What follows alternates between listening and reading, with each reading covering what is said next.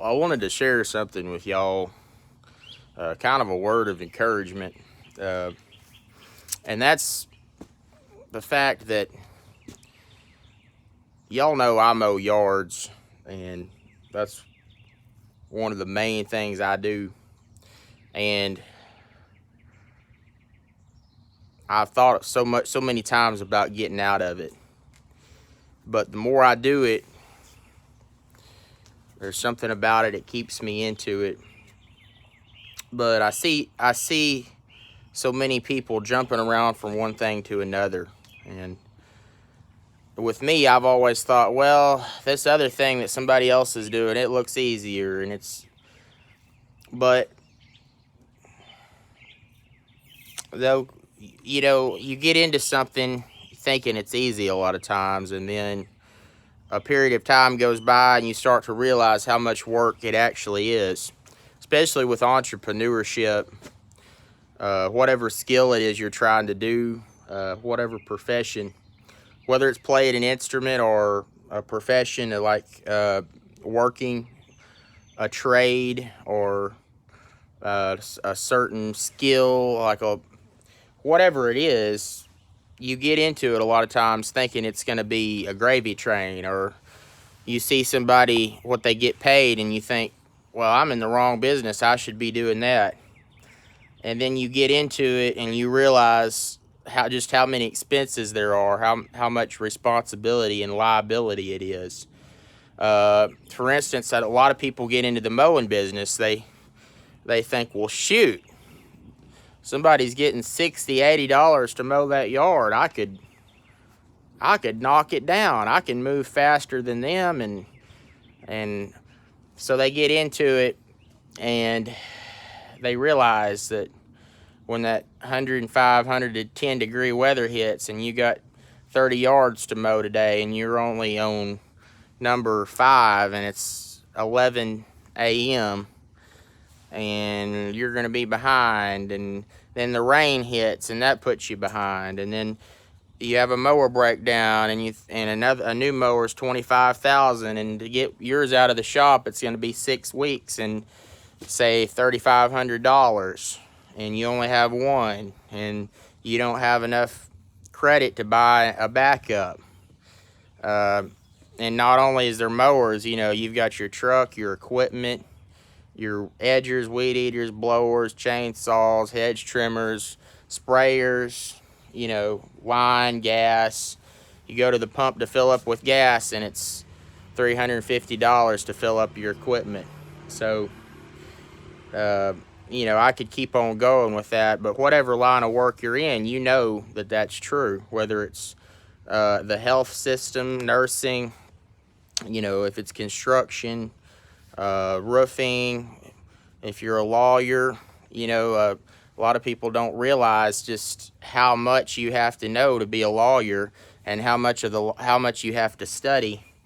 And once you get into doing that, it's not near as easy as you think it's going to be. But I want to encourage you, whatever it is that you're in, if you stay with it, and you'll get over a hump. There's a hump that you'll get over, and you'll start to realize that there's methods, there's tools out there, and it's not so much having the money to buy them, although it seems that way before you get over the hump. And it's kind of like getting rich. People say, if you're rich, you can get rich again. It's the same way with whatever you're doing. It's learning what you need is the biggest part, because there's really nobody can really tell you what you need for your personal whatever you're trying to do. You've kind of got to learn it by yourself. There's lots of YouTube videos and this and that, and I see people doing stuff, and I'm like, yeah, I know they learned that off a YouTube video, and I've learned it a different way, which is 1,000 times better. But I've got to respect somebody for wanting to learn an easier way to do it. But there's really no easy way. It's just a compounding of years of experience, years of failure and success, and learning what works and what doesn't, how to stay going during the heat, whether it's literal or figurative. When you start trying to build a business, though, the heat will hit. The hard times will hit. You'll get you'll have $20,000 in the bank, and then your equipment breaks and you've got $20 in the bank. It's like, but if you get it fixed, you'll get through that time. So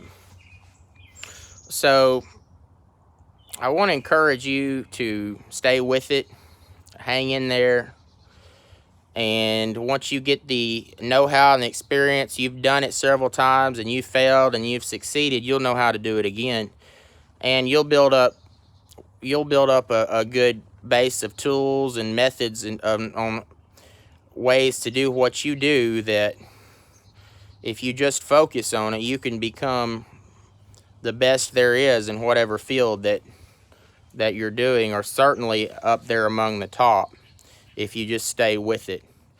Because most people who try a new business, they get into it and it's not long before they're out of it into something else. And so they haven't had time to see the compounding interest of their experience and of the fruits of their labor, you may say.